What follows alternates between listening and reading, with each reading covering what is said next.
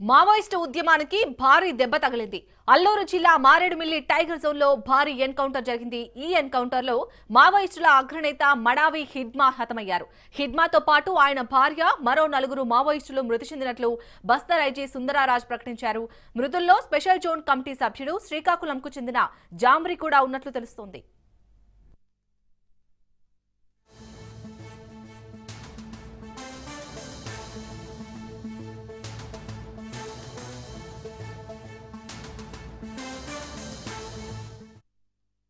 Guerrilla దాడుల వ్యూహకర్తగా పేరుగాంచిన హిడ్మా 3 రాష్ట్రాలకు మోస్ట్ వాంటెడ్ గా మారారు. భారీ దాడుల్లో స్వయంగా పాల్గొంటూ అటు కేంద్రానికి మోస్ట్ వాంటెడ్ గా మారారు. ఎన్నోసార్లు చాకచక్యంగా భద్రతా బలగాల నుంచి తప్పించుకున్నారు. తాజాగా 2 వారాల కిందటే ఆయన తల్లిని ఛత్తీస్గఢ్ డిప్యూటీ సీఎం హోంమంత్రి కలిశారు. ఆయన్ని లొంగిపోయేలా ఒప్పించాలని ఆమెను కోరారు. ఇప్పటికైనా ఇంటికి రా బిడ్డ అని ఆమె హిడ్మాను వేడుకున్నారు కూడా. ఈలోపే ఎన్కౌంటర్ లో ఆయన మృతి చెందడం గమనార్హం.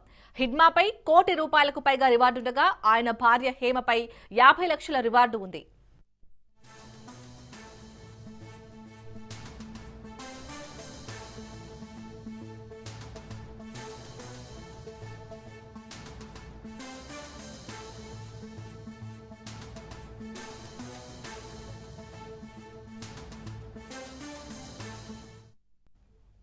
మావోయిస్టు ఉద్యమంలో అత్యంత కీలకమైన నేతగా గుర్తింపు పొందిన వ్యక్తి ప్రస్తుతం People's Liberation guerrilla army company 1 commander గా ఉన్నారు. ఆయన స్వస్థలం ఛత్తీస్గఢ్ సుక్మా జిల్లా పూవర్తి గ్రామం. ఇప్పుడున్న మావోయిస్టులలో అత్యధిక దళ సభ్యులు ఈ గ్రామ పరిధి నుంచే ఉన్నారనే అంచనా ఒకటి ఉంది.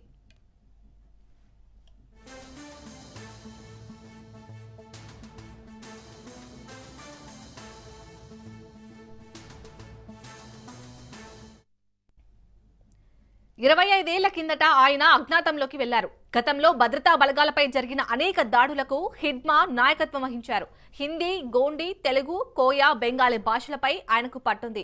2023లో దండకారణ్యంలో జరిగిన ఎన్కౌంటర్లో ఆయన చనిపోయినట్లు ప్రచారం జరిగింది. ఆ వెంటనే ఫోటో రిలీజ్ చేసి పుకార్లకు ఫుల్ స్టాప్ పెట్టారు.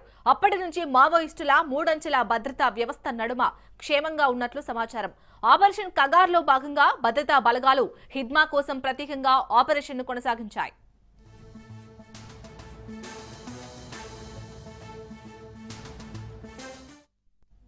మొత్తం 26 దాడుల్లో హిడ్మా కీలక నిందితుడిగా ఉన్నారు.